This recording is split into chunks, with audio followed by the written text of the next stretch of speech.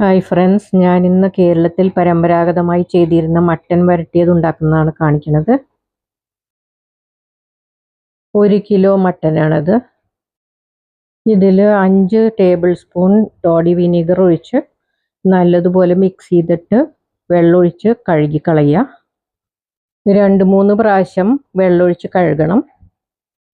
പിന്നീട് മട്ടൻ കുക്കറിൽ വെച്ച് 1 ടീസ്പൂൺ മഞ്ഞൾപ്പൊടിയും 3 ഗ്ലാസ് വെള്ളവും ചേർത്ത് തിളച്ചു തുടങ്ങിയാൽ ലിഡ് അടച്ച് ഫ്ലെയിം സിമ്മാക്കി 1 മണിക്കൂർ വേവിക്കുക. അരയ്ക്കാൻ ആവശ്യമുള്ള ചേരുവകൾ: 2 കുടം ഇന്ത്യൻ വെളുത്തുള്ളി, 1.5 ടീസ്പൂൺ ജീരകം, 1/4 ടീസ്പൂൺ കുരുമുളക്. ഇത് നല്ലതുപോലെ അരയ്ക്കുക. എരിവ് നല്ലോണം വേണ്ടവർക്ക് വേണമെങ്കിൽ ഈ ചുമന്ന മുളക് ചേർക്കാം. 10 എണ്ണം എടുത്ത് വയ്ക്കുക. ഒരു പാൻ ചൂടാക്കുക. അതിലേക്ക് ചുമന്ന മുളക് ഇടുക. എന്നിട്ട് മുളകൊന്ന് ചൂടാക്കി എടുക്കുക.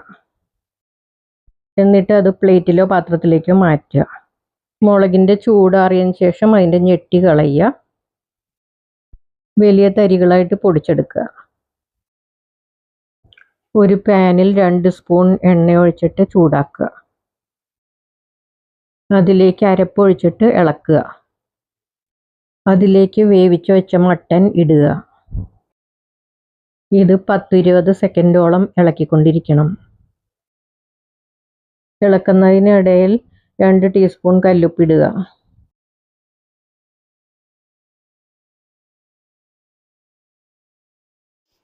ഒന്നര ടേബിൾ സ്പൂൺ മല്ലിപ്പൊടി ഇടുക.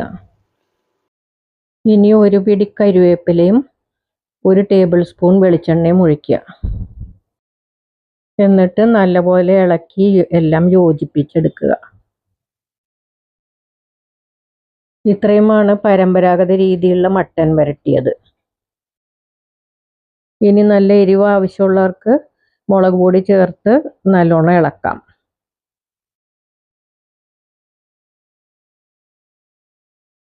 Thank you friends.